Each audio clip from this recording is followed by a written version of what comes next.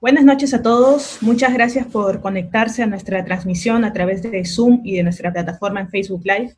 Mayo Educación Ejecutiva le da la más cordial bienvenida a nuestro webinar Cómo preparar la solicitud de ampliación excepcional de plazo y calcular costos para reanudar obra pública en COVID-19. Mientras esperamos que se conecten los demás participantes, voy a contarles que Mayo Educación Ejecutiva es una empresa dedicada a la difusión del conocimiento que viene promoviendo una serie de programas y talleres de capacitación continua relacionados a la administración de contratos y construction management.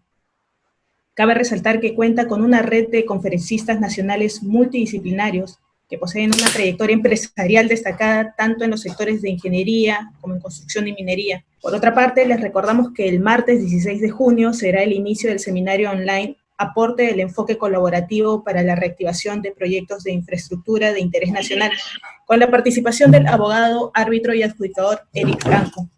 Ahora sí, vamos a dar inicio a nuestro webinar Cómo preparar la solicitud de ampliación excepcional de plazo y calcular costos para reanudar obra pública en COVID-19, que estará a cargo de la abogada Master of Science Cita Aguilera Becerril y del ingeniero León López Avilés. No olviden mantener los micrófonos y cámaras apagadas para que no se genere algún tipo de distracción y de dejar sus preguntas en el chat para que nuestros especialistas las respondan al finalizar su ponencia. Sin más preámbulo, pasamos a presentar a la abogada, Master of Science, Cita Aguilera Becerril, socia del estudio de Checopar, miembro de Baker McKenzie International, especialista en Derecho de la Contratación Pública, Derecho de la Construcción, Arbitraje, Derecho Administrativo y Control Gubernamental, abogada titulada por la Universidad Nacional de Trujillo y magíster en Administración, Derecho y Economía de los Servicios Públicos por la Universidad Carlos III de Madrid, y con estudios de maestría en Derecho Administrativo y Regulación de Mercado en la Universidad de Piura, destacada en el año 2019 por Chambers & Partners, Legal 500 y Leaders League, en las especialidades de Derecho Público, Derecho Administrativo y Litigios Administrativos, respectivamente. En el 2020 repitió calificación en Leaders League, árbitro del Centro de Arbitraje de la Cámara de Comercio Americana del Perú y miembro de la Sociedad Peruana de Derecho de la Construcción, docente de posgrado en la Universidad de San, coautora del libro Aspectos Jurídicos de la Contratación Estatal, publicado por el Fondo Editorial de la Pontificia Universidad Católica del Perú. Nos acompaña también el ingeniero León López Avilés, gerente general de LLB Consultores.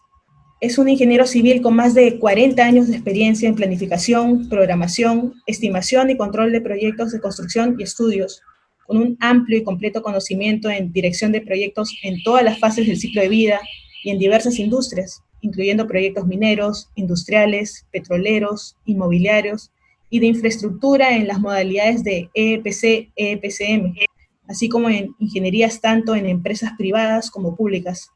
Project Management Profesional, PMP, MBA y consultor internacional desde el 2007, y trainer de cursos de certificación PMP de temas relacionados con la dirección de proyectos, tales como riesgos, programas y portafolios, estimación y control de costos, PMO y programación. Ahora sí, procederé a darle la palabra a nuestros especialistas. Buenas noches. Gracias a todos por su interés en participar en este webinar y escucharnos a León y a mí en este tema tan actual como lo es la presentación de la solicitud de ampliación excepcional de plazo en contratos de obra.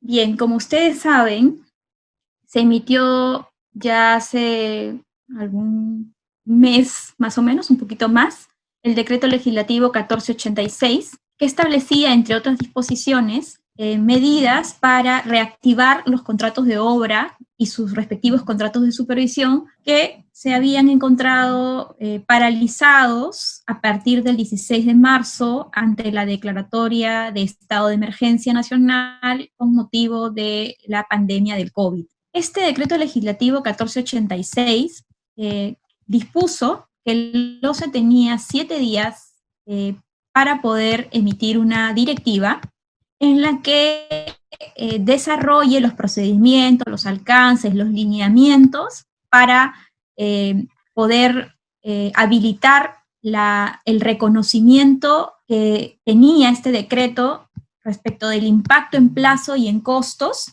en favor del contratista para poder reanudar las obras. El OCE cumplió en su oportunidad con emitir la Directiva 005-2020 OCE/CD, Comité Directivo, y era una norma, ha sido una norma muy esperada tanto por entidades como por contratistas y en general por todas las personas que estamos vinculadas al sistema de contratación pública. Sistema de contratación pública bajo la Ley de Contrataciones del Estado, así como aquellos proyectos que se desarrollan a través de los procedimientos especiales de la reconstrucción con cambios. ¿Por qué fue tan esperada esta directiva? Porque si bien el decreto legislativo 1486 reconocía que se tenía que dar el impacto en el plazo que había significado para el contratista esta paralización y el tener que ejecutar la obra bajo las nuevas normas sanitarias que indudablemente impactan en plazo, así como los costos correspondientes, el cómo se iba a llevar a cabo ese reconocimiento es lo que ha regulado la directiva. Entonces, si queremos hacer una lectura integral del decreto legislativo 1486 con esta directiva, lo que tenemos como ideas centrales es que se le reconoce al contratista el impacto en el plazo. El impacto en el plazo por el periodo de paralización de obra que viene desde el 16 de marzo hasta que el contratista esté en posibilidad de reanudar la obra una vez que le han dado la autorización con la aprobación de los planes de vigilancia, prevención y control para prevenir el contagio de COVID y su respectiva plan de reanudación. Y obviamente se le reconoce el plazo al contratista para hacer todas las removilizaciones que sean necesarias para ponerse a punto de ejecutar de nuevo el saldo de obra que corresponda. Se le reconoce en esta directiva, y también es un derivado del decreto legislativo, el impacto en el costo que ha significado esta paralización, así como el tener que ejecutar la obra de aquí en adelante, con los nuevos rendimientos, los nuevos precios que se van a producir con motivo de la implementación de las normas sanitarias. Aspecto muy importante y muy propio de la realidad es que hoy por hoy ni contratistas ni entidades pueden determinar con certeza o con un nivel de exactitud alto cuáles son los rendimientos que se van a producir durante la ejecución de la obra. Si es que los precios que se están estimando se van a mantener o no, si nuestros cálculos hechos ahora, sin tener ningún precedente, porque esta situación de pandemia no tiene un precedente reciente, son cálculos adecuados, lo más próximo posible. Por eso es que se le reconoce a las partes la posibilidad de que cualquiera de ellas solicite a la otra la revisión de estas estimaciones, de estos cálculos. Y claro, en su caso, si es que se advierte que esas estimaciones no fueron exactas o no se mantienen a la fecha en que se pide la revisión, se podrá pactar la modificación correspondiente. Asimismo, esta directiva reconoce que si con posterioridad a la reanudación de la obra surgen nuevas normas de carácter sanitario que impactan en la ejecución del contrato, estos impactos derivados de normas posteriores van a poder ser instituidos en el contrato a través de nuevas modificaciones. De otro lado, en un impulso más para que estas obras efectivamente se reactiven, y creo yo, considerando la situación económica por la que se sabe atraviesan todas las empresas, incluyendo las constructoras, incluyendo las supervisoras, se dispuso que se otorgue un adelanto en un porcentaje mayor que el que prevé el régimen general.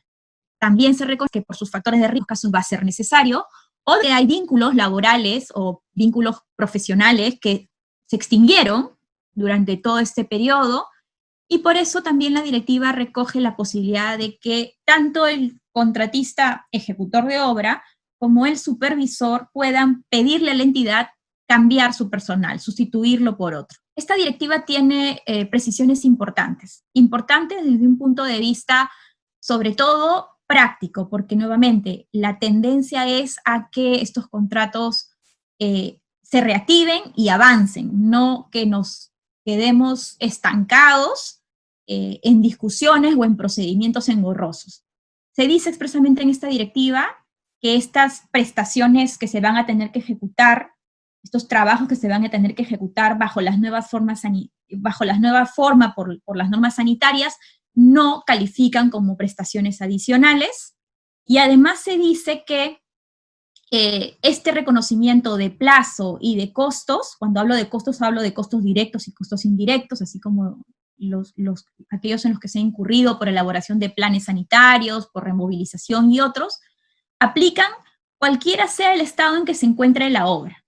Si al 16 de marzo la obra ya tenía atrasos, no importa, igual se van a aplicar estas medidas, estos reconocimientos. Si la obra al 16 de marzo ya tendría que haber concluido, o de repente debió haber concluido en el mes de abril o en el mes de mayo, igualmente se va a reconocer al contratista la posibilidad de que se le amplíe el plazo de ejecución y se le paguen los costos que irrogue toda esta situación. Eso me parece importante. Pasando al siguiente tema, y aquí voy a abreviar un poquito, la directiva reconoce a nivel de plazos la posibilidad de que el contratista haga un cálculo de qué plazo adicional necesita.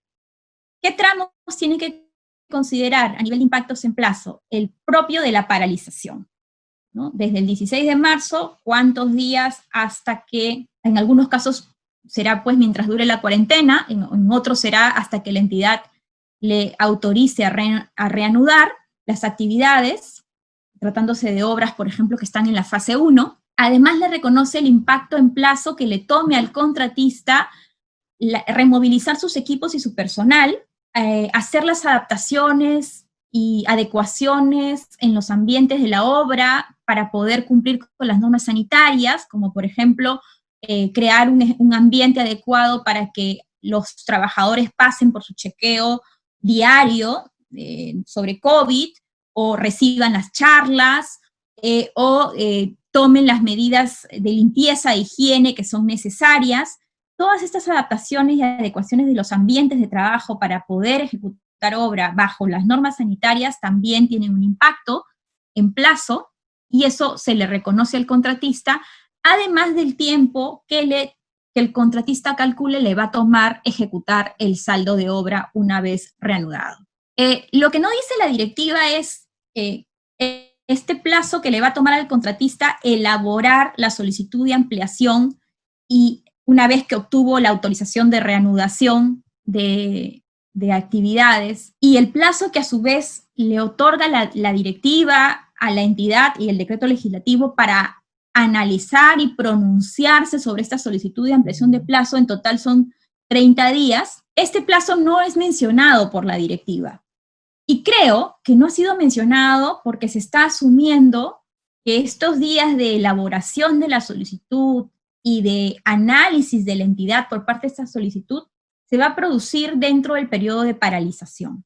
Entiendo que esa es la idea de no haberlo mencionado expresamente, presumo, pero en todo caso estamos hablando de plazos legales, y si acaso en el cálculo, en la estimación de las secuencias que va a hacer el contratista al momento de solicitar su ampliación, este plazo está fuera del periodo de paralización, entonces se tendrá que agregar. En este momento yo quisiera darle el pase a León López para que desde un punto de vista más práctico nos comente qué documentos tiene que incluir esta solicitud de ampliación excepcional de plazo en lo que respecta a tiempo, en lo que respecta a plazo, y en esa medida León va a desarrollar cómo se deberían calcular los plazos de ejecución del saldo de obra, es decir, cómo se deben estimar los rendimientos, cómo recomienda León en su amplia práctica de ingeniería adecuar la secuencia constructiva según el estado real de la obra, porque justamente la directiva permite al contratista elaborar un cronograma de avance de obra considerando una nueva duración de actividades, nuevas secuencias, atendiendo a en qué estado se encuentra la obra para cuando toque ser reanudada. Si en base a eso vamos a obtener una ruta crítica nueva, y ¿qué pasa, León, con los atrasos previos al 16 de marzo? ¿Qué ocurre con estas actividades que ya venían retrasadas antes del 16 de marzo? ¿Cómo se van a generar esas actividades en el nuevo CAO? Bien, gracias, Cita. Gracias también a Mayo Educación Ejecutiva, que nos permite una vez más estar en este foro y poder tratar estos temas pues, que son tan importantes para todos nosotros. Saludo también a varios colegas que están presentes de otros países, de Salvador, de Costa Rica, de Chile, que nos están escuchando, porque el problema, pues, sabemos que es mundial, no es solamente un país, y lo que está haciendo en el Perú seguramente se está haciendo en muchos lugares. ¿Qué cosa dice el decreto 1486 respecto a los documentos que hay que incluir en esta solicitud de ampliación de plazo extraordinaria? Perfecto. La cuantificación de la ampliación de plazo contractual basada en la ruta crítica de la obra, es decir, vamos a tener que volver a analizar la ruta crítica de la obra. Como sabemos, la ruta crítica de la obra es la que define la duración de cualquier contrato, proyecto u obra. Entonces, la cuantificación nos va a permitir justamente poder estimar esta ruta crítica, que no necesariamente va a ser la que teníamos antes, promueve o impacta en ese nuevo plazo. Después habla de 3 temas que aparentemente son lo mismo: el nuevo cronograma de ejecución, el programa de ejecución y el calendario de avance de obra actualizado. En realidad, estos 3 conceptos pertenecen al mismo principio, que es la programación. Entonces, un programa de ejecución es aquel que nos dice la secuencia constructiva, al cual le asociamos duraciones, le asociamos tiempo. Entonces, con eso tenemos un programa de ejecución de obra que se hace bajo la técnica del CPM o el método de la ruta crítica. Cuando ya le ponemos fecha a ese programa, lo convertimos en un cronograma. Y por eso dice nuevo cronograma, incluyendo fecha de inicio y reinicio del plazo de ejecución. Fecha de inicio o reinicio. Es decir, esta obra que ya estaba iniciada y que se vio paralizada por la situación actual, se tiene que reiniciar en algún momento. Entonces, al poner esa fecha, evidentemente que el programa se va a desplazar hasta una fecha final de término, con lo cual vamos a poder establecer esa fecha de inicio, esa fecha de término y, por lo tanto, la cuantificación que está hablando el primer punto. Y el calendario de avance de obra actualizado tiene que ver con las parcialidades, es decir, cada periodo de control, que es cada mes que se hace una valorización, cuál es el avance que estamos esperando. Y este punto es importante porque la norma también nos va a permitir hacer revisiones, nos va a hacer revisiones de esta nueva situación que, obviamente, como bien mencionó Cita, por ser desconocida, va a crear mucha incertidumbre en las estimaciones que hagamos. Después menciona otras cosas como un calendario de adquisición de materiales. Claramente el calendario de adquisiciones de materiales y equipos se va a cambiar justamente por el hecho que el programa y el cronograma se cambien.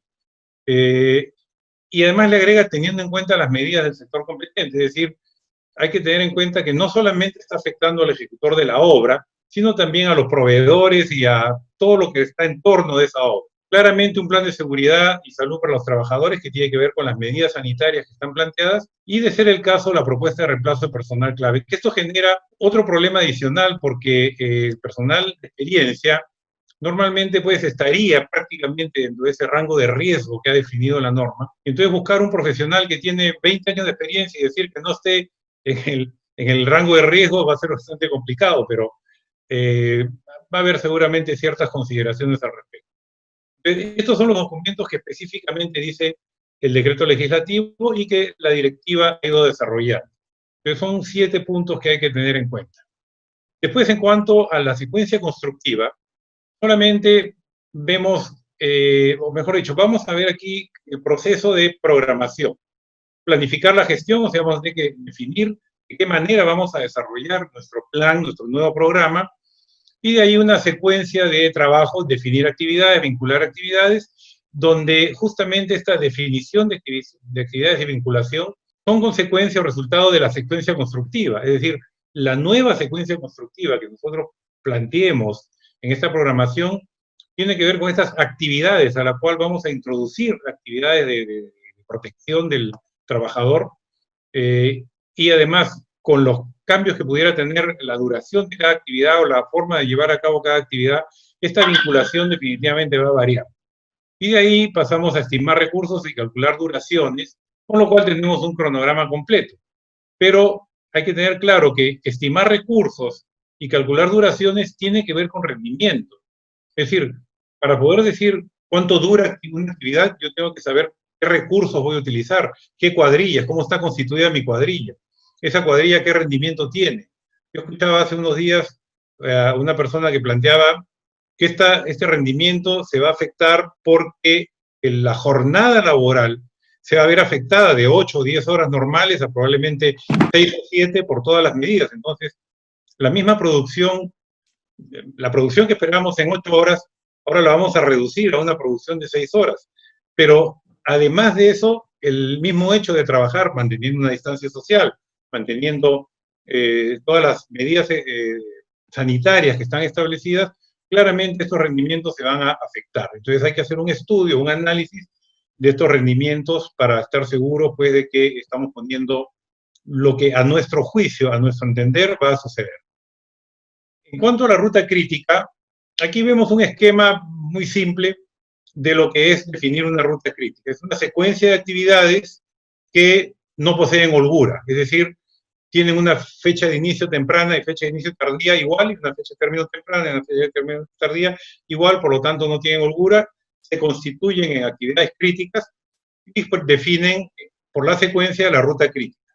Pero ahora si nosotros empezamos a modificar cada una de estas actividades, por rendimiento, por vinculación, por secuencia constructiva, es muy probable que esta ruta crítica ya no sea la misma y se vaya por otro lado. Y entonces, por eso es importante el análisis de la ruta crítica y definir quizá una nueva ruta crítica. Es decir, la ruta crítica que tenemos hasta este momento es muy probable que ya no va a ser la misma.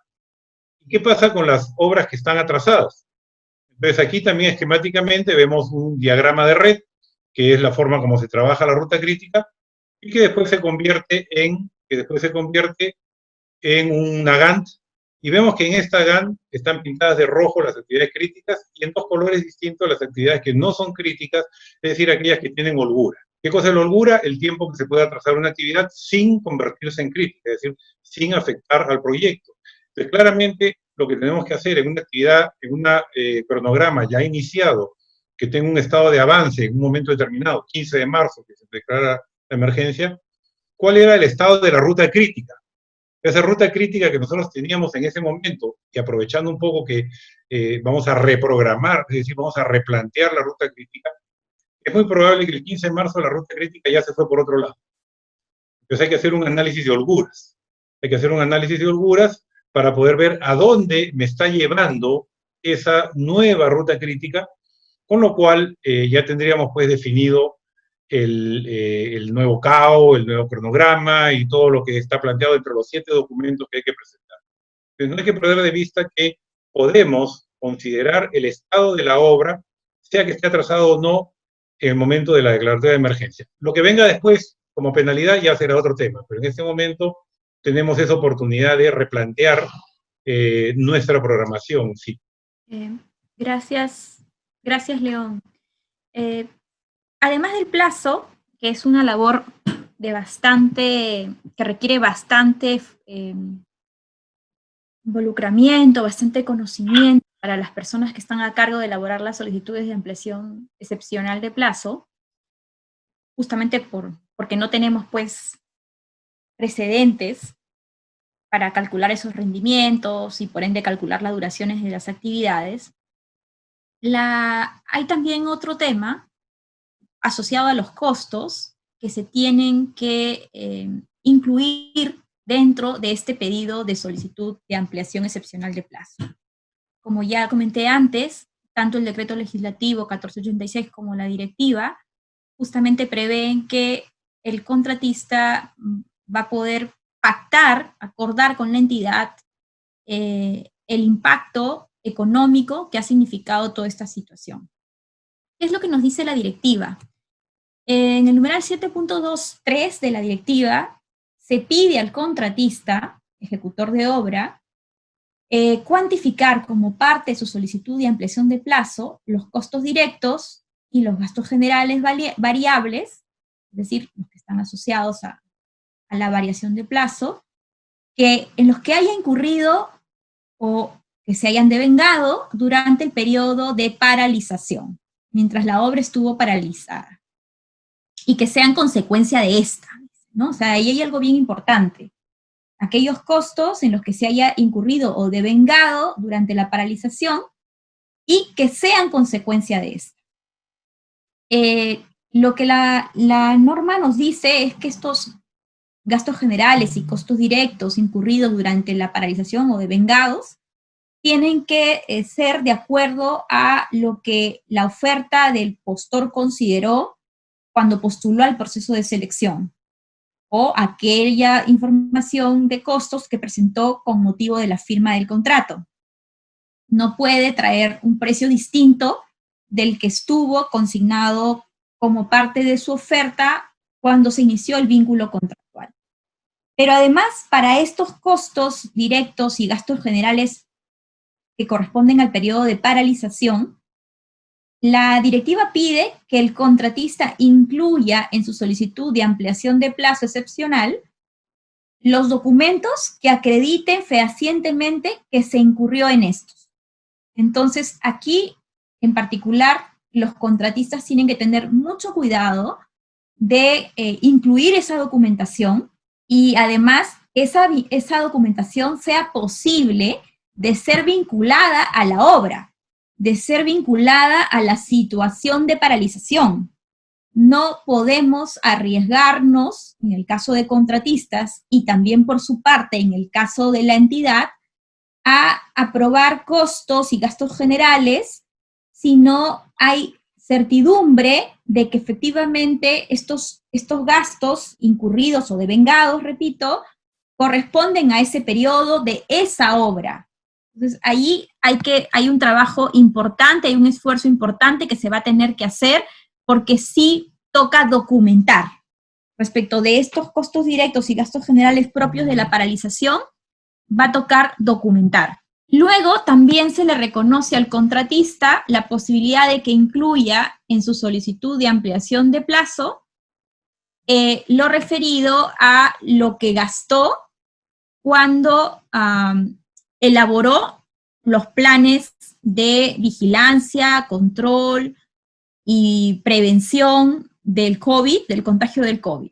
Sabemos que son documentos complejos, los constructores no están acostumbrados necesariamente a elaborar ese tipo de documentación, menos con la abundante normativa que se ha creado por sectores a nivel de normas sanitarias, tanto para elaborar este plan de vigilancia, yo le digo el plan sanitario, así le llamo para resumir términos, como el plan de reanudación de actividades.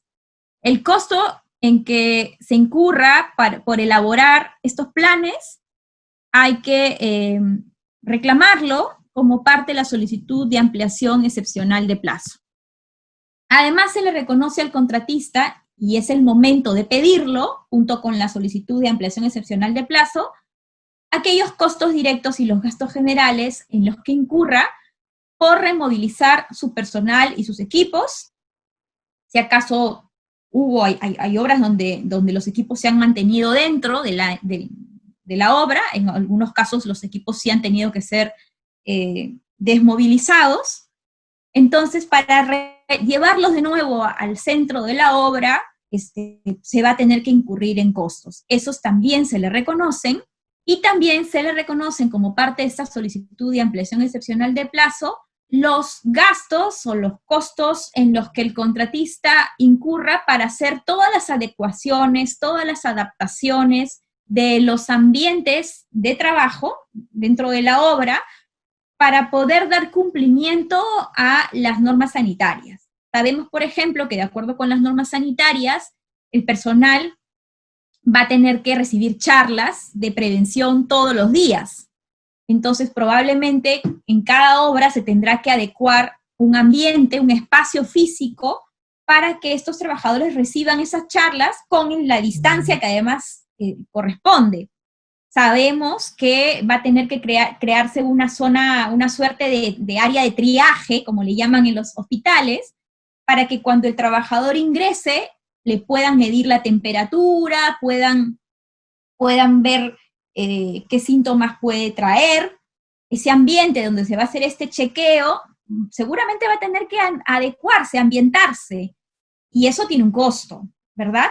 Entonces, todas estas adecuaciones y adaptaciones de los ambientes físicos, estamos hablando de espacios físicos, tiene un costo que le va a ser reconocido al contratista. La norma nos dice que hay que presentar, para efectos del pago, ojo, para el pago hay que presentar facturas, boletas u otros documentos que permitan acreditar fehacientemente que se incurrió en tales gastos o costos, ¿no? Entonces, hay que considerar que solamente esto es lo que va como parte de la solicitud de ampliación excepcional de plazo. Ahora, como parte de la solicitud de ampliación excepcional de plazo, no es momento de presentar los costos y gastos generales de la ejecución del saldo de obra. Eso todavía no.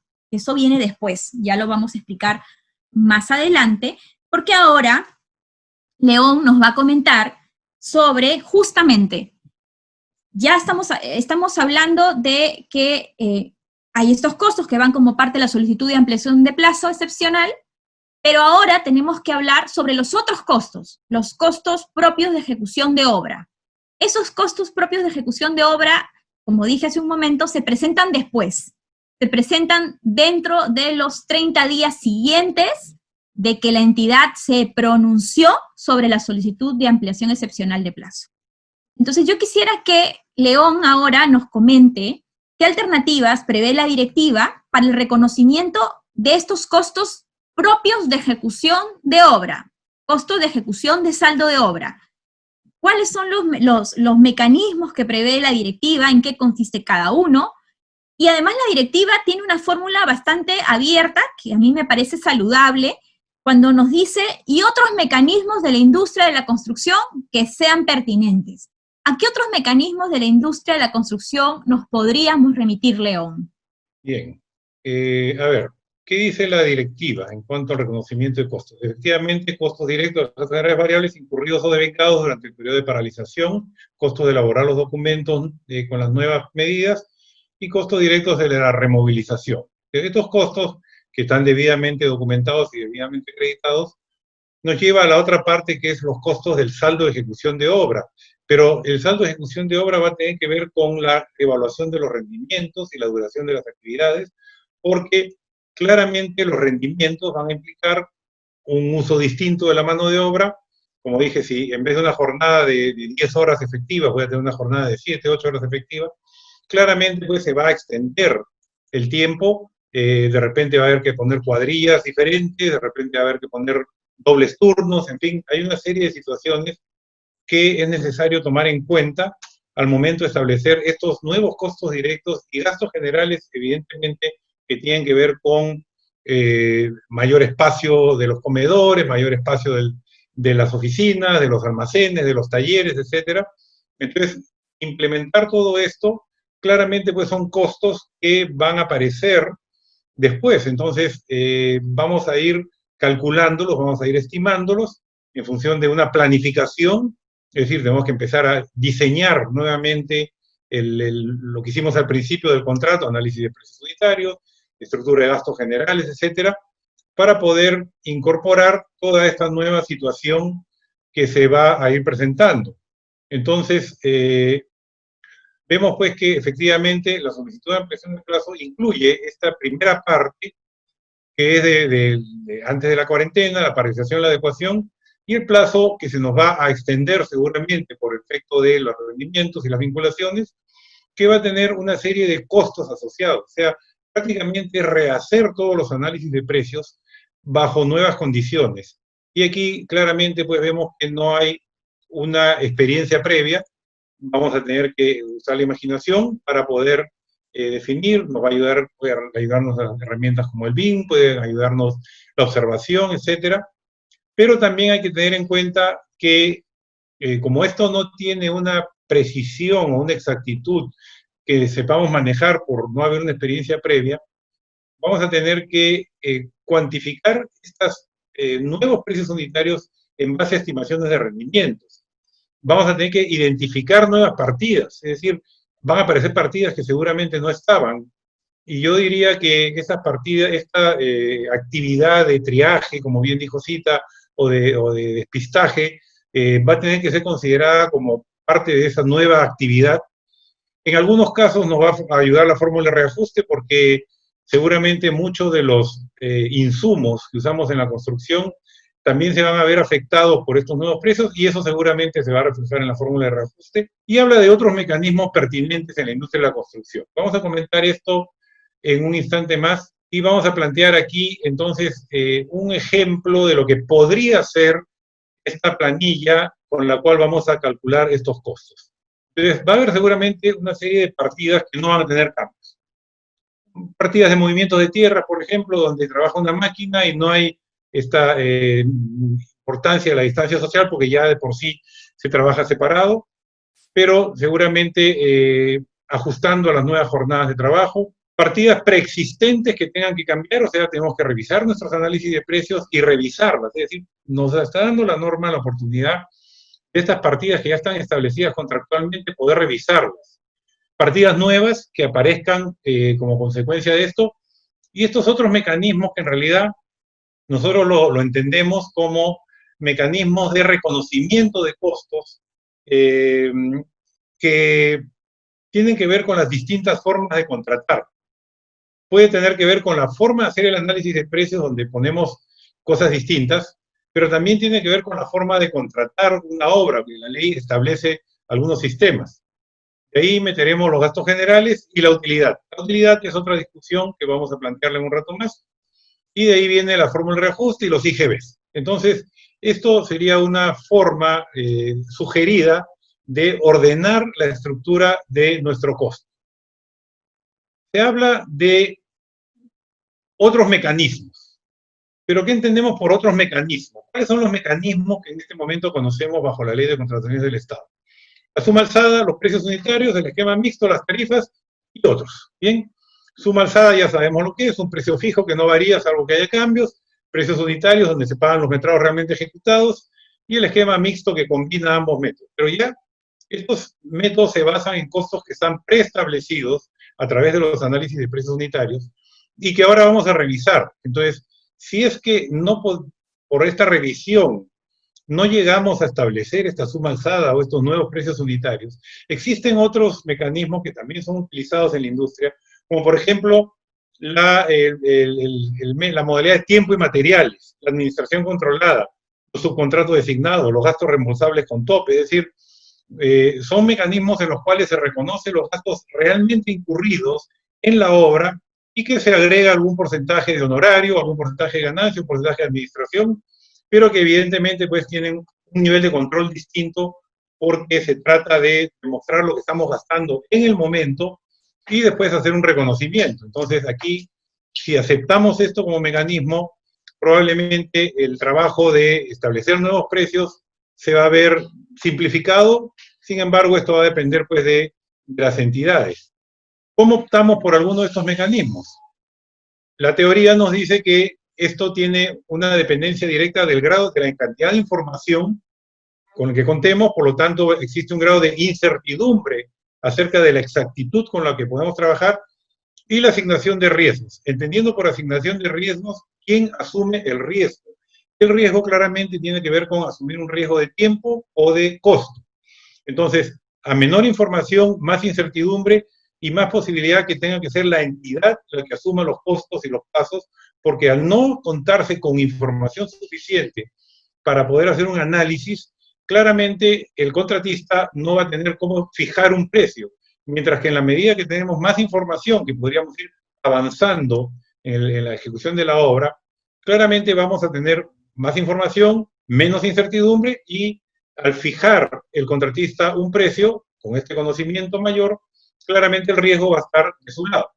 Y aquí hay varias otras formas como el costo con porcentaje de honorarios, el costo con incentivo, tiempo y materiales, que es un híbrido entre estos costos reembolsables y estos precios fijos, que vamos a tener que desempolvar un poquito nuestros libros, empezar a revisarlos y ver que también son aplicables y no es que sean nuevos, porque en el mundo se usan, sino que la ley fijó 3 o 4 sistemas que son los que actualmente utilizamos.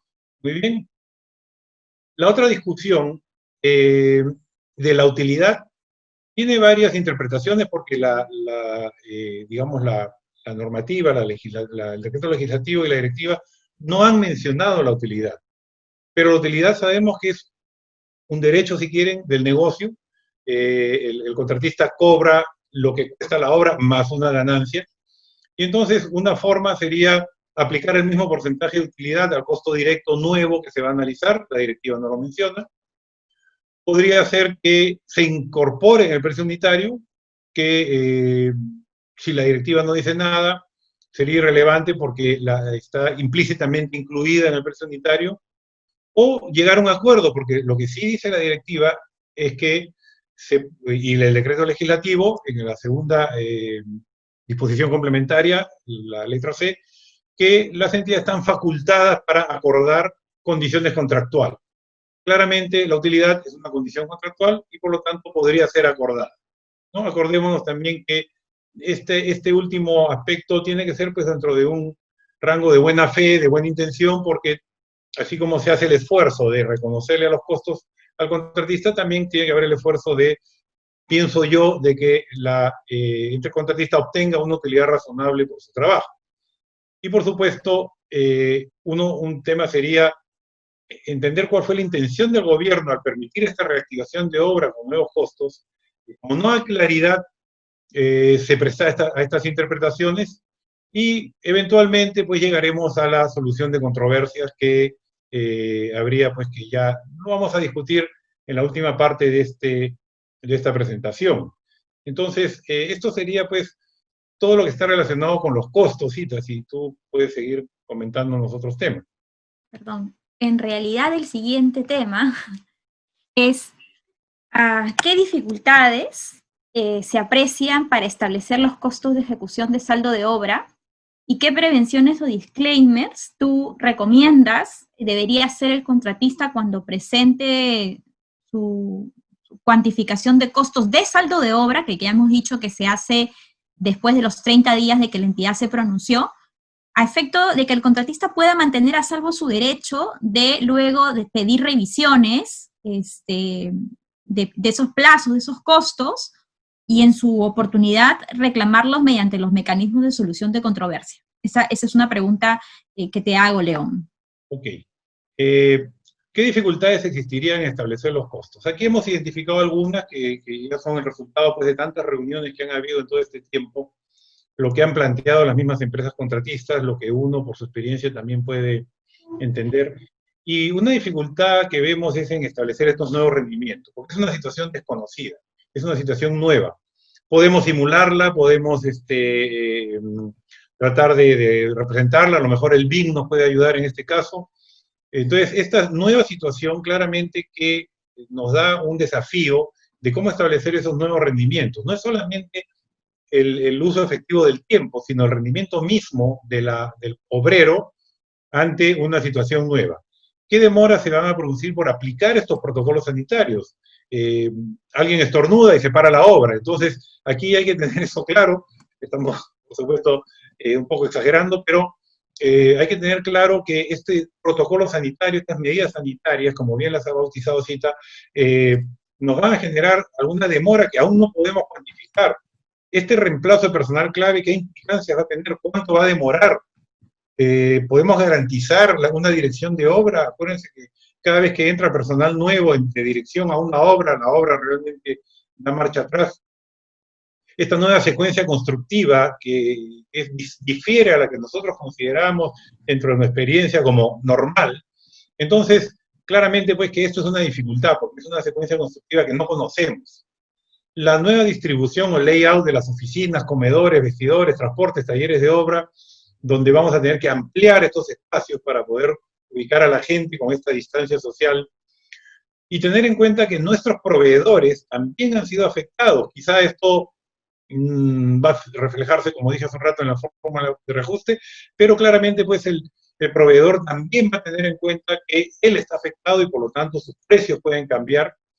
Y finalmente, no menos importante, sobre todo en obras muy grandes, en obras industriales, donde hay equipamiento o insumos importados, también hay que ver que no va a bastar pues el índice de reajuste del dólar, porque probablemente estas empresas, estos fabricantes, grandes fabricantes mundiales, tenemos un caso de un cliente que nos está pidiendo analizar el efecto porque sus equipos están siendo fabricados en Wuhan, el epicentro de la pandemia.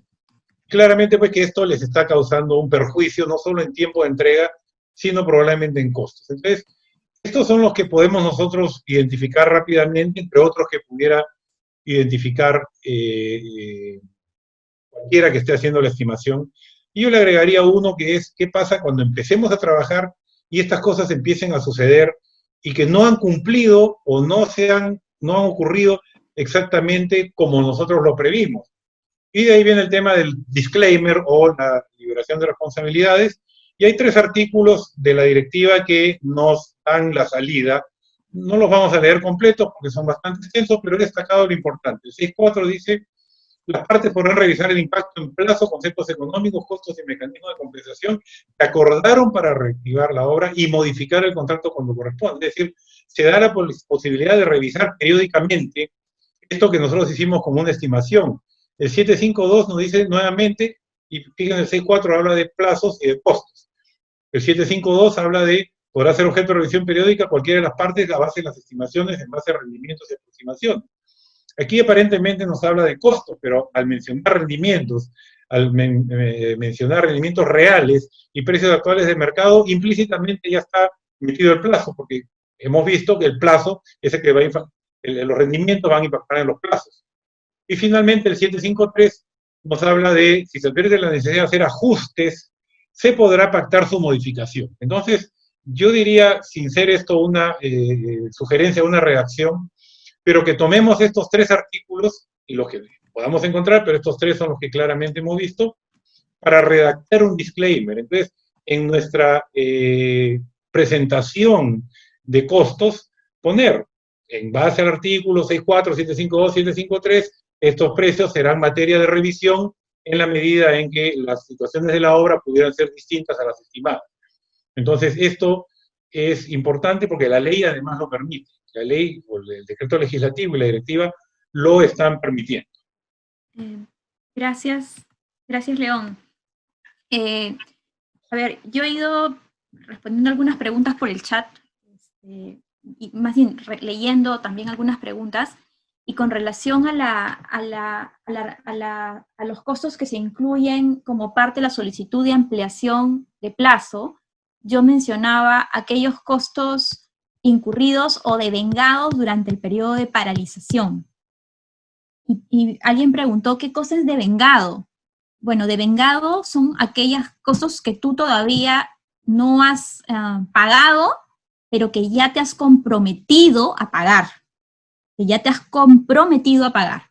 Es decir, ya hiciste el contrato, ya giraste la orden de compra, para atender algunos costos y gastos generales que se te pudieran haber presentado en la paralización. Y en ese caso, obviamente, si todavía no he pagado, probablemente todavía no tengo un comprobante de pago o una factura, porque ese documento me lo van a dar cuando yo ya incurra en el gasto. Si yo lo que tengo es todavía un compromiso de pago, ¿qué tendré que presentar como sustento? El contrato, o la orden de compra, o las comunicaciones que den cuenta de que efectivamente es un compromiso ya asumido por tu empresa para esos efectos. También por ahí mencionaban, claro, la directiva menciona que se reconocen los costos directos y gastos generales del periodo de la declaratoria de emergencia nacional, y claro, esto termina el 30 de junio, como todos bien sabemos, al menos por ahora, ¿no? Sabemos que termina el 30 de junio. Y lo que me dicen es, ¿y qué pasa después? Si yo todavía, del 1 de julio, todavía tengo la obra aún paralizada, porque todavía están de repente analizando la solicitud de ampliación excepcional de plazo, o todavía estoy viendo el tema de removilización de mis equipos, todavía no estoy en obra, pero estoy igual incurriendo en gastos. Bueno, la directiva en el numeral 7.23, en el puntito 1, te dice que se reconocen los costos y gastos generales producidos durante el periodo en que la obra estuvo paralizada, y te dice, y que sean consecuencia de esta. Yo creo que en esa parte de y que sean consecuencia de esta, tenemos espacio para decir, oye, todos estos costos que vienen después del 30 de junio, pero que surgen a consecuencia de esta paralización que ha habido hasta el 30 de a consecuencia de esta declaratoria de estado de emergencia que ha durado hasta el 30 de junio, también los reclamo por ahí. No creo que sea propio presentarla a través de otra solicitud de ampliación. Yo creo que los deberíamos meter, mi recomendación al menos sería ponerlos dentro de la misma solicitud de ampliación excepcional. Luego, el tema que yo quería comentarles ahora es sobre la posibilidad de revisar plazo y precio, y si esta posibilidad, como la directiva utiliza el término podrá, se debe entender como una suerte de facultad que se deja a discreción de las partes. ¿Por qué pregunto esto? Porque a veces hay personas que entienden que cuando la norma dice periódicamente se podrá solicitar, cualquiera de las partes podrán solicitar la revisión de los impactos y los rendimientos calculados, y en su caso se podrá modificar el contrato, ¿no? Palabras más, palabras menos, pero utiliza el término podrá. Alguien dice, bueno, el contratista me pide revisar, pero como dice podrá, yo no quiero revisar. Yo, entidad, no quiero revisar. O peor aún, el contratista me pidió revisar, revisamos. De esa revisión se determinó o se encontró que los rendimientos que se calcularon cuando se presentó la solicitud de ampliación excepcional de plazo no eran tan aproximados, no estaban tan ciertos, que ahora los rendimientos que se han encontrado son más lentos o más bajos, o al revés. O el contratista se puso en un escenario muy negativo, pensó que los rendimientos iban a ser bajísimos y resultó que los rendimientos son más altos. Pero, no obstante que de la revisión se advierten estas variaciones, yo no quiero modificar el contrato. No, la directiva dice podrá, yo no quiero modificar el contrato. Sinceramente yo no creo que esa sea la vocación de la norma. La vocación de la norma, desde mi lectura integral del 6.4, del 7.53 me parece, y 7.52, si no estoy mal con los 753, sí, 753, creo que la vocación es, oye, sabemos que esta cuantificación se está haciendo tanto de plazo como de precios de ejecución de saldo de obra, es un aproximado, es a título de cálculos aproximados. Sabemos que esta situación sin precedentes nos limita a ambas partes, contratista y entidad, poder saber con certeza cuáles van a ser los rendimientos. Sabemos que los precios de las cosas pueden seguir subiendo. Entonces, creo que lo que busca la directiva es que las partes efectivamente, en el periodo que corresponda, la directiva no te dice cuándo, en el periodo que corresponda, una de las partes le puede pedir a otra, revisemos. Y cuando surja ese pedido, si la directiva habilita a que cualquiera de las partes pida revisar, para mí eso presupone que la otra parte tiene que aceptar ese pedido de revisar. Aceptar el pedido de revisar. No es que tú me pides, pero yo no quiero revisar. Si la normativa te habilita a cualquiera de las partes revisar, es porque en el receptor del pedido tiene que haber pues la anuencia. Y una vez revisado, si es que efectivamente se determina que los cálculos no han sido los adecuados, pues corresponderá modificar el contrato. Corresponderá modificar el contrato. No se trata de decir, no, como dice podrá, si quiero modifico, si no quiero no modifico. Hay que modificar el contrato. Distinto es que de repente no nos ponemos de acuerdo en si efectivamente los rendimientos variaron, y variaron en la proporción que una u otra parte dice. Claro, si no hay acuerdo en eso, obviamente no podemos avanzar hacia una modificación. Pero si se llega al caso de que ambas partes reconocen que los rendimientos y las estimaciones que hicieron variaron, y reconocen el grado de variación, creo que correspondería modificar el contrato. Esa es la lectura que yo tengo respecto a las regulaciones sobre revisión, y aproveché un poquito para aclarar la pregunta anterior, aun cuando me he pasado un poco de tiempo. Y ahora quería preguntarle a León, justo en esta línea de revisar, ¿no? En esta línea de revisar plazos y revisar precios, ¿cómo tendría que sustentar? Imaginémonos que el que pide la revisión sea el contratista. El contratista le pide a la entidad al cabo de un periodo, oye, revisemos por favor las estimaciones que hicimos de los rendimientos. Por favor, revisemos los precios que determinamos y que se han determinado, repito, provisionalmente, porque la decisión que toma la entidad es provisional. Claro, si la decisión fue, el contratista presentó A y la entidad aprobó A, ok, hay acuerdo pleno, se modifica el contrato, pero si el contratista pidió A y la entidad le aprobó B, esa aprobación de la entidad, tanto en costos como en plazo, es provisional y es posible de ser revisada. Incluso yo creo, y eso es una opinión que tengo, que incluso si es que el contratista pidió A y la entidad aprobó A, eso que aprobaron en su momento también, creo yo, es pasible de ser revisado. Entonces le quiero preguntar a León, ¿cómo consideras tú o cómo recomiendas tú, León, que el contratista, en su calidad de peticionante, podría sustentar la necesidad de ajustar, o sea, de revisar y en su momento ajustar el plazo y precio de lo que se calculó en un principio? Muy bien. También la norma menciona algunos puntos ahí que podemos analizar, ¿no? El ajuste de plazo se sustenta en el impacto en plazo producido por la paralización de la obra, la removilización y como hemos hablado, los rendimientos y todo eso. Entonces, como hemos dicho que esto es un análisis que hay que hacerlo en base a situaciones en las cuales no existe una experiencia, yo sugiero primero explicar en una especie de documento general, de plan, cuáles son los conceptos que nosotros vamos a ir utilizando en ese análisis. No podemos trabajar con información que no poseemos. Entonces, pero efectivamente aquí se está presentando una situación donde hay información que no poseemos. Entonces, vamos a tener que hacer algún tipo de simulación o ensayo para efecto de poder establecer estos rendimientos, porque después se van a poder revisar. Hay que hacerlo dentro de todo lo que nuestra profesión, nuestra especialidad nos dicte de la manera más transparente posible para poder determinar cómo estos rendimientos nuevos van a impactar en ese plazo. Entonces, el cronograma siempre lo vamos a desarrollar utilizando la ruta crítica del método CPM. Yo veía un comentario de alguien, una pregunta que decía, primero se programa y después se analiza la ruta crítica. Disculpa, pero no, es al mismo tiempo.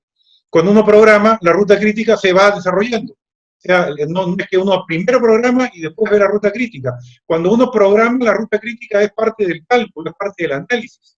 Entonces, eso es la técnica CPM. Entonces, el CPM nos va a decir, mediante la definición de actividades, vinculación de actividades, estimación de recursos, estimación de duraciones, cuál es ese cronograma, cuál es la ruta crítica de ese cronograma. Y esto es una técnica recontra conocida por los ingenieros y por los programadores de obra, que lo que ahora están enfrentando no es un cambio en la forma de hacerlo, sino en los datos que tienen que utilizar para hacerlo. Muy bien. Y el ajuste en costos y gastos generales se va a sustentar en facturas, boletas de pago y otros documentos que permitan demostrar que fehacientemente se ha incurrido en aquello. Y la supervisión le tocará revisar esto, analizar si estos corresponden pues a precios de mercado, a precios normales. Ahí sugeriríamos, por ejemplo, las 3 cotizaciones, como para que no haya pues una duda en cuanto a la calidad de la información que se está proporcionando. Y entonces, ahí sí entramos nuevamente en lo que dijimos, no podemos sustentar algo con lo cual no tenemos información. La información tiene que demostrarse. Ahora también he visto algunas preguntas, ¿y qué pasa si no me lo aprueban? ¿Y qué pasa si me aprueban menos? Entonces, ahí tendremos que recurrir o a la negociación, a la conversación, y si no, finalmente, al último punto de esta charla que nos va a hablar Cita muy rápidamente, que es el de la solución de controversias. Entonces, vamos a tratar de dar espacio a las preguntas, que son muchas, pero Cita, si nos cuentas un poquito cómo se manejarían las controversias que seguramente se van a dar en este tipo de análisis que hay que hacer, ¿no? Sí, lo más probable es que sean pocos los casos en que lo que el contratista presente, tanto a nivel de plazo como a nivel de costos, es reconocido tal cual por la entidad. Y como ya hemos dicho, la decisión que prevé la directiva es que lo que decida la entidad es lo que se va a aplicar. pero se va a aplicar con carácter provisional, porque lo que se busca es que la obra se reanude cuanto antes y no se entrampen en controversias, es decir, no mantengan la obra paralizada mientras resuelven su controversia. La norma dice, está empujando a las partes a ejecutar obra sin perjuicio de que no estén de acuerdo con lo que se decidió sobre costo y sobre plazo. Entonces, el contratista mantiene su derecho, que tendrá que hacerlo valer dentro del plazo que prevé su contrato para solución de controversias, mediante los mecanismos que tiene su contrato. En algunos casos ya tienen la JRD, la Junta de Resolución de Disputas, en otros casos tienen, pues, no tienen ese mecanismo y tendrán que ir a la conciliación y o al arbitraje directamente. Entonces, aquí realmente preocupa que estos mecanismos, sobre todo la conciliación sabemos que no es efectiva en nuestro país, y el arbitraje, como sabemos, cada vez dura más. Cada vez dura más, y cada vez, sobre todo en cuestiones como estas, tan técnicas como determinación de rendimientos para definir plazos y definir precios, no es un tema donde los abogados en su gran mayoría estén tan familiarizados y se requiere contar con peritos, y a veces la elaboración de pericias y sustentación de pericias en arbitrajes justamente dilatan más los procesos. Entonces yo creo que se ha debido buscar un mecanismo más efectivo, las partes puedan contar con una asesoría de algún experto para evitar justamente llegar a estas controversias. Hoy por hoy los mecanismos son los mismos que tiene en el régimen general de contratación pública. Con eso yo concluyo mi participación para poder dar pase a las preguntas. Algunas preguntas he tratado de responderlas por el chat, y no sé si las preguntas las vas a mirar tú, León, Sí. o es que Vanessa nos va a ayudar con el reparto de las mismas. Yo las voy a ir recorriendo y las que yo pueda responder, las respondo, y las que no, obviamente, Sí. las paso a ti. Solamente te digo que ya son 8 y 6. Sí, vamos a darle... Para poder escoger las posibles, considerando la hora. Sí. Hay muchas preguntas, hay más de como cerca de 40 preguntas, pero obviamente no vamos a poder responderlas todas. Mayo Educación Ejecutiva tendrá que recopilarlas y después, en la medida del tiempo, responderemos pues por otro medio, ¿bien? Vamos. Primero, bueno, ya, la optimización de programación implica cambios tecnológicos, cambios de insumos, claro, definitivamente hay un análisis distinto. Otra pregunta, un proveedor alquila maquinaria con un consumo de horas mínimas. Esto es típicamente un daño que se está produciendo por efecto de la paralización, habría que analizarlo. Vamos a ver, en caso de haber, si se ha suspendido una obra el 2 de enero por periodo lluvioso y terminó el 1 de febrero y la entidad se niega a suscribir el acto de suspensión, ¿cómo haría para pedir la ampliación de plazo excepcional? Cita, creo que esto es para ti. La obra está paralizada de mucho antes por lluvia. Ajá, la obra está paralizada mucho antes por lluvia, ¿y qué pasó, perdona? Y que se suponía que el periodo de lluvias terminaba en abril, o sea que lo agarró la paralización de la emergencia. Bueno, recuerden que la norma permite reprogramar actividades, duraciones, igual incluso reprogramar la fecha de reanudación según el estado de avance real de la obra, ¿no? Si yo tengo que reanudar la obra, pero las actividades que tengo que hacer no se pueden ejecutar porque estoy en lluvia, obviamente no voy a reanudar. Tendría que ver en todo caso, si busco reanudar, qué actividades alternas podría hacer y que no se vean afectadas por las lluvias, ¿no? Ahí hay que ver cómo reprogramo. Bien, muy bien. Después dice, ¿qué metodología se utiliza para el nuevo programa de horas si la obra se encuentra atrasada? Creo que aquí la directiva nos ha permitido reprogramar la obra en el estado en que esté, es correcto, ¿no es cierto, Cita? Como comenté hace un ratito, cuando empezamos la reunión, la directiva no discrimina en qué estado se encontraba la obra, si la obra estaba o no estaba atrasada antes del 16 de marzo, que es cuando empezó la declaratoria de emergencia. En todos los casos, la norma permite reprogramar actividades, la norma permite, así la obra estuviera atrasada por culpa del contratista, la norma permite que se reprogramen actividades, permite que se reconozcan costos, sin perjuicio de que después, al término de la obra, se mida ese atraso previo o esa paralización previa al 16 de marzo, cómo impactó en la fecha de término final de la obra. y ahí se determinará qué penalidades habrán, o en todo caso los arbitrajes dilucidarán si esa demora previa era o no era culpa del contratista. Y te comento que ya por lo menos tenemos 2 o 3 casos de clientes que nos han hecho la misma pregunta, ¿no? Y la respuesta es más o menos la misma que tú has dado. En el momento de la emergencia, ¿cómo estaba impactada la obra? Estaba atrasada, de acuerdo, pero ¿qué cosa nos dice la técnica que la ruta crítica a dónde te hubiera llevado? Y después veremos cómo manejamos esta situación, y aún no está claro, pero yo creo que es parte pues del equilibrio de responsabilidades que hay que manejar, ¿de acuerdo? ¿Qué pasa con los materiales y equipos que se le pagan al contratista hasta el momento de la instalación, pero que no se han pagado porque no se ha hecho la instalación por el COVID, pero tiene 2 o 3 meses no puede instalarse, y que ya se incurrió en gastos? Yo creo que esta es parte del análisis de los costos durante la paralización que hay que manejar, ¿sí? Después, otra pregunta, estoy pasando, otra que está la obra suspendida de antes, muy bien. Un contratista puede considerar el pago de la totalidad de su planilla durante el periodo de paralización como parte de sus costos directos. No debió realizar la suspensión de contratos de su personal. Esta pregunta, a ver, Cita, si tú me ayudas. Se fue pagando la planilla durante el periodo de paralización. ¿Esto entraría dentro de estos gastos incurridos en el periodo de paralización?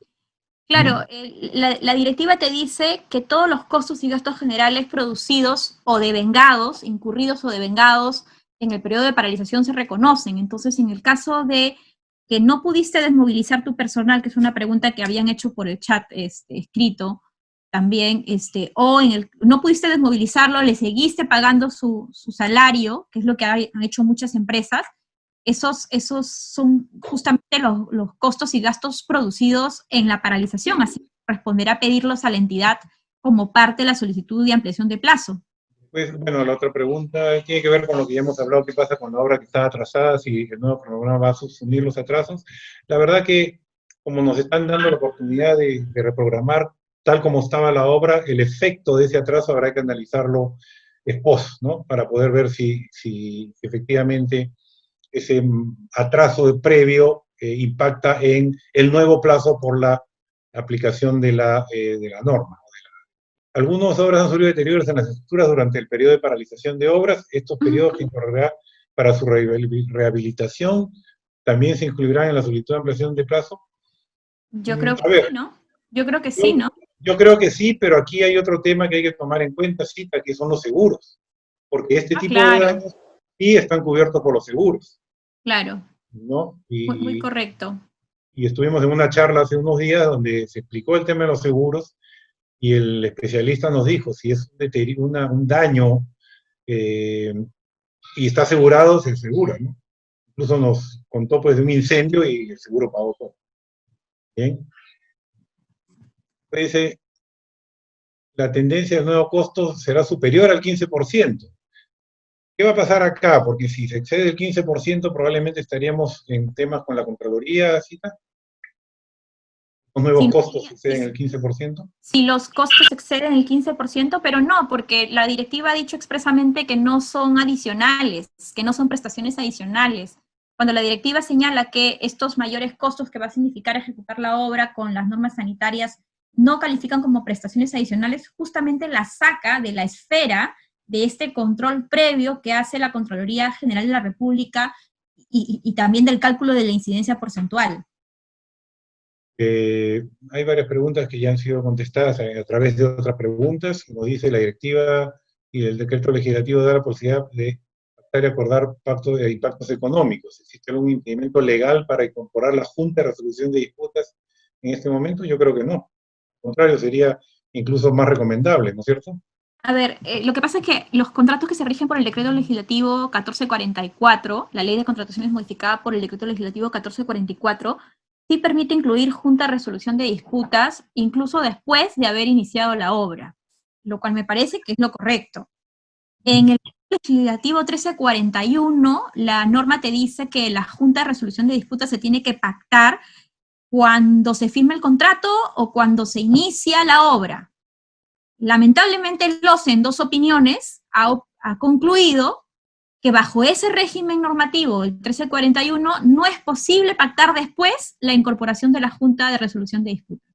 A mí esa interpretación me preocupa muchísimo porque creo que no se ajusta a la finalidad de la norma. La finalidad de la norma cuando prevé ese mecanismo de solución de controversias de JRD, y más aún cuando son las partes las que sin estar obligadas quieren instituir este mecanismo, yo no veo que se condiga con la finalidad de la norma decir que no se puede hacer después para los contratos del 1341.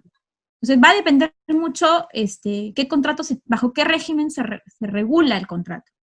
Sí creo que sería importante que el OCE, como puede emitir disposiciones complementarias a esta directiva, porque así lo dice la directiva, o a través de opiniones pueda cambiar su criterio y especificar que, justamente considerando esta coyuntura, que va a traer tantos problemas de orden técnico y económico, que creo que los mejores llamados a resolverlos y prevenirlos incluso son las JRD.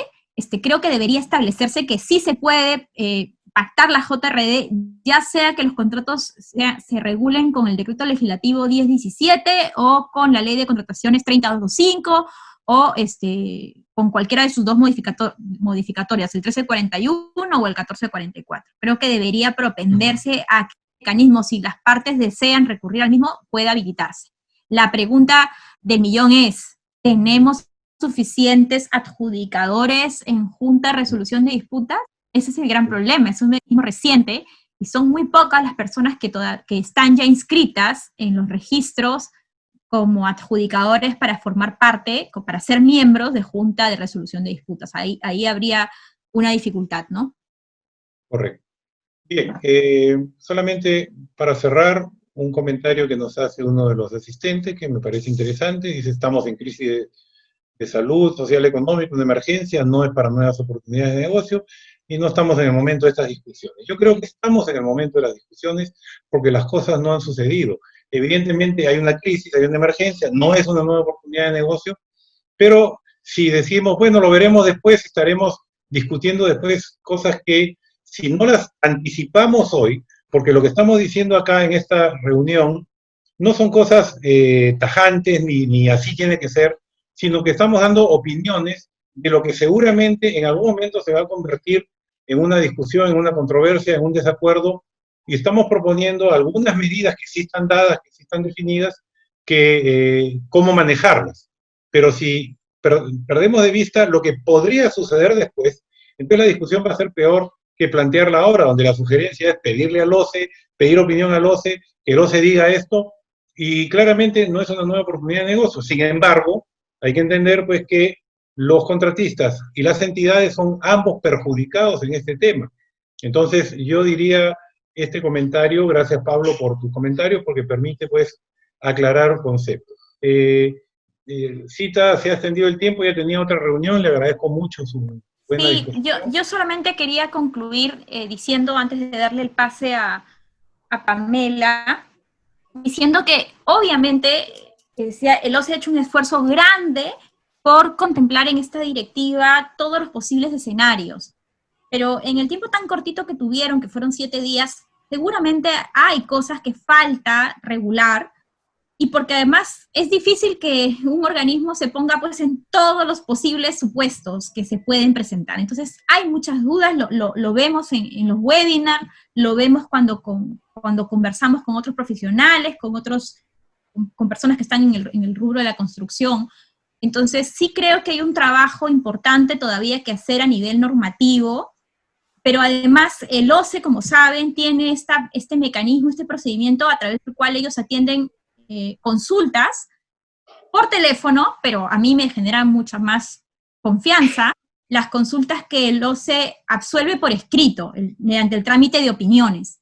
Entonces creo que es importante que en el caso, porque lo que notamos aquí es que hay muchas preguntas bien interesantes y bien puntuales. Creo que sí sería bueno que vean la posibilidad de pedir al OCE que emita una opinión sobre esos temas tan importantes y tan gravitantes que la directiva no ha cubierto o que no fluyen directamente de la misma. Yo con eso le doy las gracias a todos ustedes, a León, porque ha sido súper grato poder compartir este panel, Mayo por haberme invitado como panelista. Ok, yo también aprovecho para despedirme, Cita, muchas gracias, un placer también, como siempre, trabajar contigo, ya hemos trabajado varias cosas juntos. y esto nos da una buena ventana para poder acercarnos. Pedimos disculpas a las preguntas que no han podido ser respondidas, pero Mayo seguramente nos la va a hacer llegar para poder absorber en la medida de nuestras posibilidades y de lo que en este momento está establecido. Y a Mayo nuevamente agradecerle el esfuerzo enorme que está haciendo en estos webinars, que son gratuitos. Es un trabajo enorme de organización, y sin embargo lo que estamos haciendo es juntarnos para conversar.